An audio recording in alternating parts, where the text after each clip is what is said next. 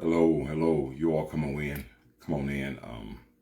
Running just a little bit behind, but I need for everyone to tune in, like, tag, and share. Like, tag, and share. You all come on. Got some things I want to share with you. I believe it's going to be a major blessing to you.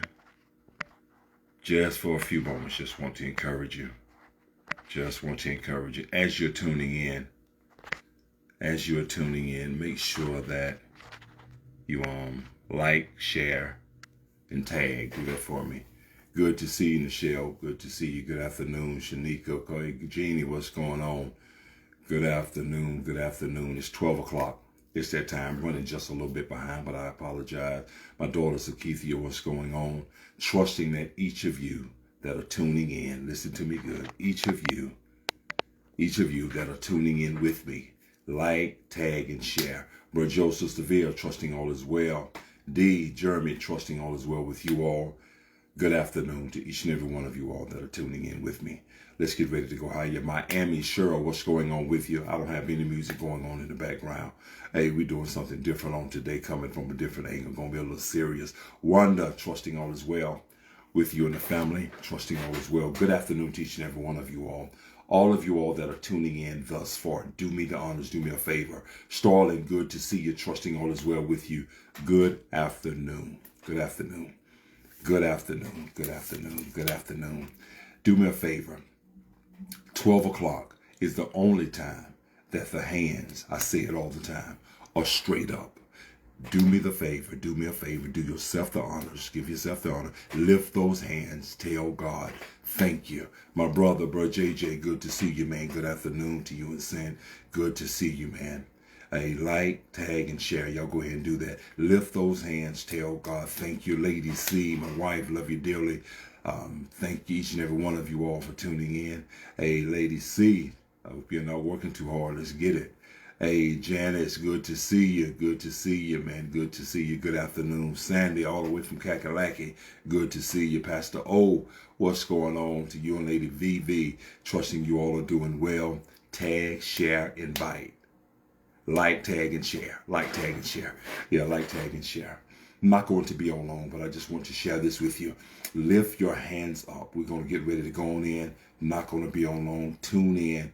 Call your aunties, your uncles, your haters, your laters, your beta. Call everybody. Let them know we're on. We're live. We're going forth with this level up. I truly thank God. Let me go ahead and give my testimony. Y'all don't mind, do you? I do it all the time. I have to give you my testimony. Here's my testimony. I thank God for waking me up this morning, clothing me in my right mind, use and activities of my phalanges, my limbs, blood running warm in my veins. Watch this. Organs are functioning at 100%. I thank God that he touched me this morning, allowed me to open up my eyes. No one else can do that. Not Buddha, no one can do that but him.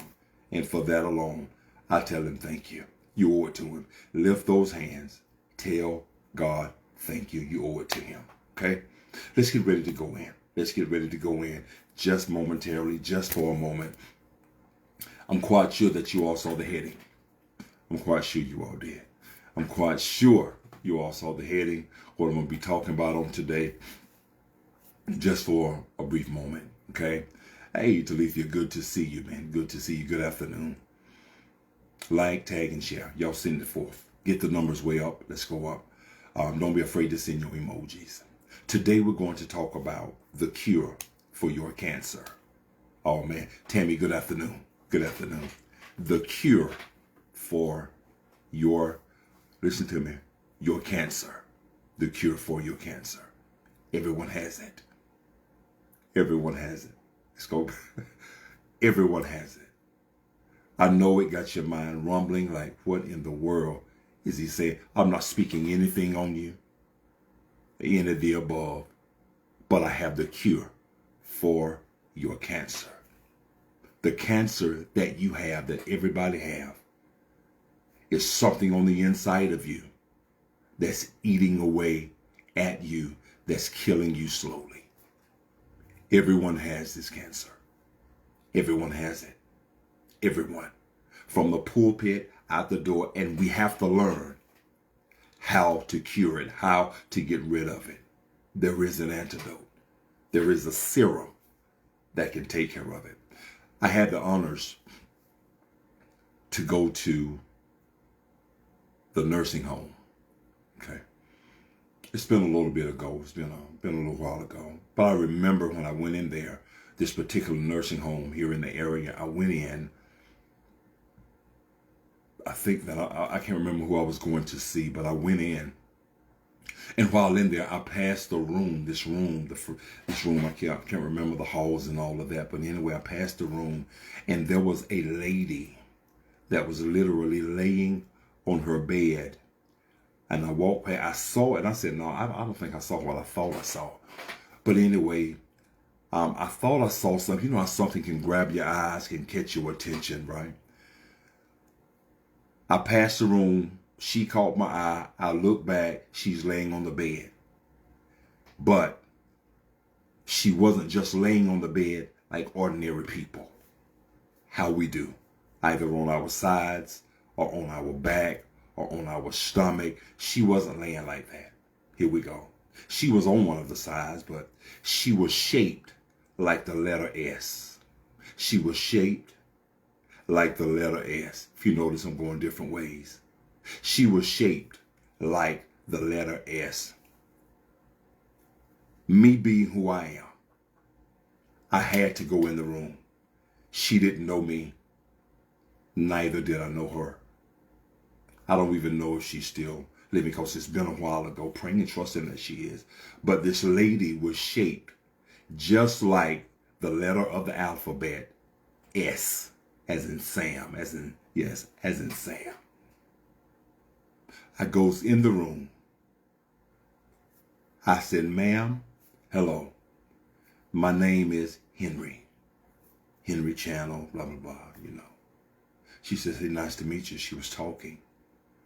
As she and I was communicating, we was talking, I had to ask her because I'm quite sure, this is just me, my assumption, that someone else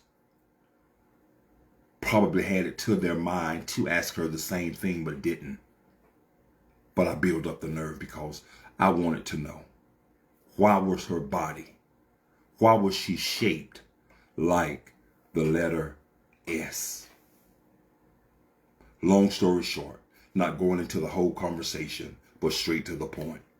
I asked her, ma'am, if you don't mind, I'm not trying to get in your business. I want to know, what caused you, your body, to be in the shape of the letter S? She didn't say anything at first. She didn't. She just looked at me. I'm looking at her. I'm looking at her, waiting on the answer. Waiting on the answer. She says these words to me. She says, life is what you make it.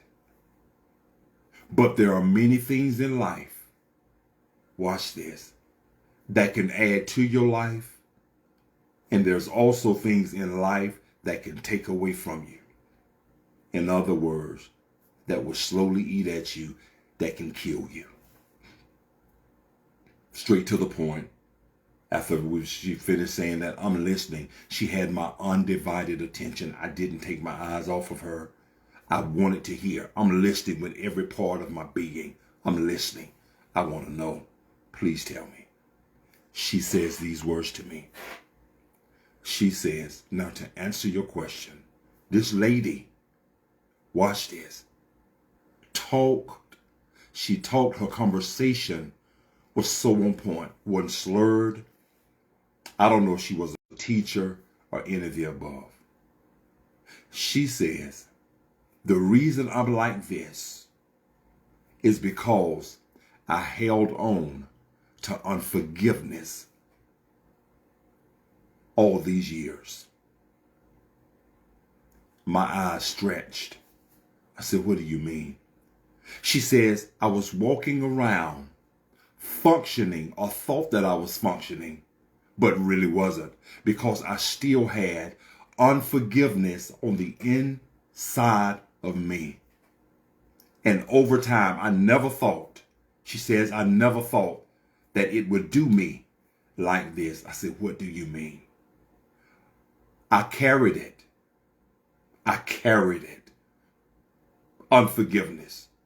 And we're going to get more into it in just a moment. She says, I carried this all my life. Unforgiveness.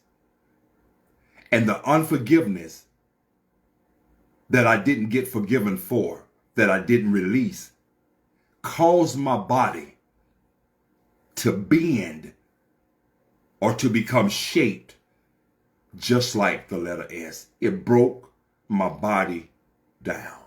Unforgiveness. And she says, it broke me to the point as my body began to shape like it is now, the letter S. My family didn't know how to take care of me. But I had so much pride that I didn't want to tell them I was holding on to something or I had unforgiveness within me. So after the family did all that they can do for me, or they got tired of me, they put me here. They put me here. I say, yes, ma'am. She says, not only did they put me here, not only did they put me in this place, this nursing home, I'm listening so attentively. I'm listening. I'm like, God. She says, not only did they put me here, they haven't come to see me. And that's adding on to the unforgiveness that I'm holding. And I've been like this, she says.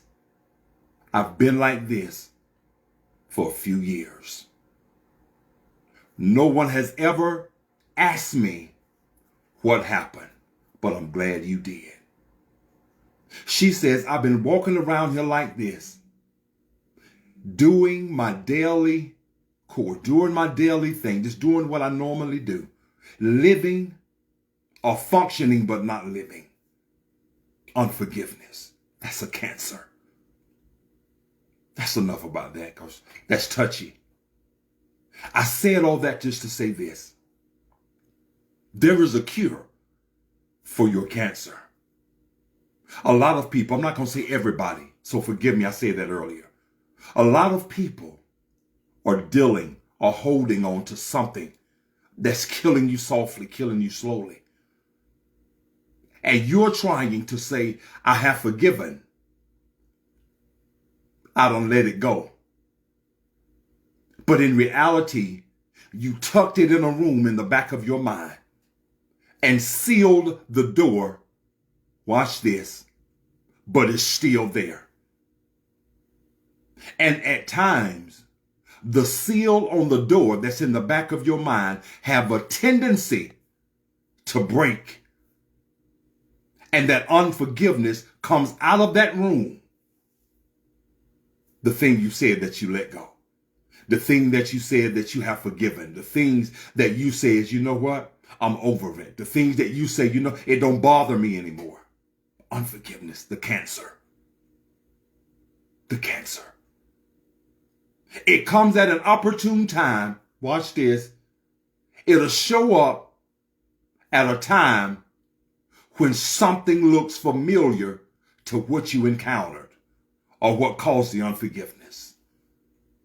Lord have mercy. We walk around with this looking good. Go to work. Go to church. We shout. We do all of this, speak in tongues, preach the word, but still have something within called unforgiveness, called cancer, that's killing you. Chemo can't help it.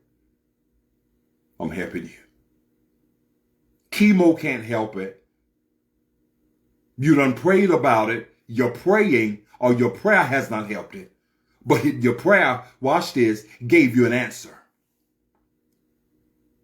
And the answer was, you have to get forgiven or forgive the individual that whatever to you.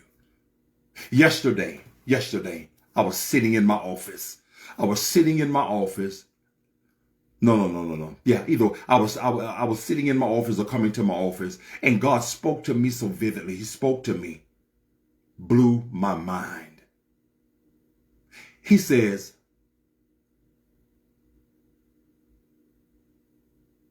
how many times have you been hurt? I'm looking, like, how many times have you been hurt? I said a lot.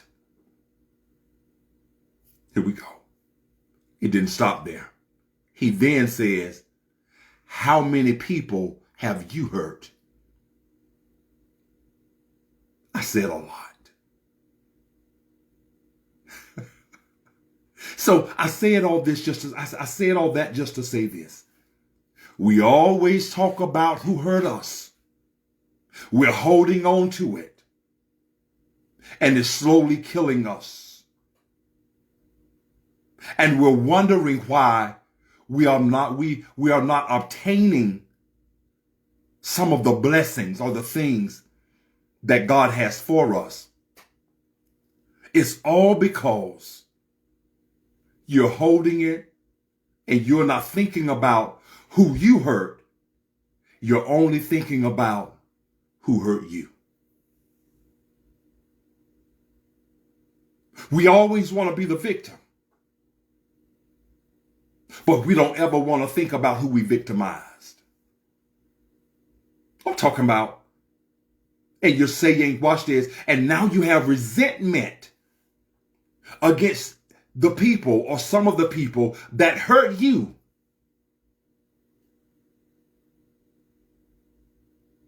And you haven't forgiven them. You're holding on to it, and it's building up. And you're simply saying this, I'm good. I'm fine. Going before God like your slate is empty, like your slate is clean. But you still haven't let stuff go, because in reality, we need to go to the ones we hurt. Come on, somebody. Once you get it off of you, then God can do what he wants to do in you, for you, through you. Do that make sense? In you, through you, for you. He can start it then. But we have to, watch this, the ones that we hurt. I'm not simply saying, because with some, this is what we do. This is what we do. When we have hurt someone, whenever we decide to go to them, we want to justify, well, the reason that I done it, you done it. It don't matter the reason, you did it. Own it. Own it. Get it off of you. And once you get it off of you, then God says, I can deal with the individual or the individuals that hurt you, to get rid of that unforgiveness within you. Whenever you're asking God for something, if you have any unforgiveness in you, how can you get what it is that he has for you when there's a blocker that's in you called cancer? And God is simply saying, you need to cure the cancer. When you cure the cancer, I can release the answer. Lord, have mercy. When you cure the cancer, we're looking for everyone else to do it. We want everybody else. So we want all the apology, but how many times have you apologized for your part? Come on. Come on. It don't matter how good you think you are. It don't matter how well rehearsed you feel as though that you are, how much word that you know. It doesn't matter about that. It don't matter how well you can speak in tongues, pray heaven down, but if you still walking around with unforgiveness in you, it will cause you, watch this, take that out, it will bend you out of shape. and you're only existing and not living. I made up my mind. I've made up my mind that no longer will I allow my life to be put on pause because of myself. I can't hold a grudge. I'm not saying I'm perfect. No, I can't hold that. I can't. But there's still some residue. And I ask God to help me with the residue. Because residue, watch this, will give you more time than actually having the whole product. Y'all will catch that later. Many people are in prison because they still, watch this, they didn't have the joint. They didn't have the powder. They just had residue of it. And that's what has them in a situation. In other words, you're saying that you've let go. You're saying that you've forgiven, not thinking about those that you have hurt. But yet and still, you're functioning out of hurt. You're functioning out of unforgiveness. Now, because of your unforgiveness, you treat everybody like they are the enemy. Come on. You look at everybody funny. Why? And the reason you do that, because you still have that on the inside of you. Here we go. In the back of your mind, in that safe, come on, in that safety deposit box, in that place back there, you said, I'm done with it, but it's in the back of your mind. But it has a way to come out at a time when you think things is good, especially if there's something that's familiar. I said all that to say this. I'm not preaching to you. I'm trying to help you. There's a cure for your cancer. When you sit back and analyze your own life, sit back, analyze your own life, and say, God, I know I should be further than where I am.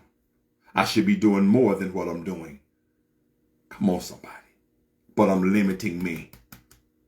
I'm limiting myself, all because of what I'm holding on to, the cancer. Everybody want to be the victim. Never think about those that you victimized. And it don't matter what it is. I'm not going to say nothing to them till they come back and apologize. Did you go back? Did you go back? Did you apologize and mean it? This lady in the nursing home, I don't know if she's still living, but it's always etched in my mind and in my spirit. She says, I was living, I was existing, I was doing my normal thing, but all at the same time dying. And watch this. And she says she knew what it was, but she never told.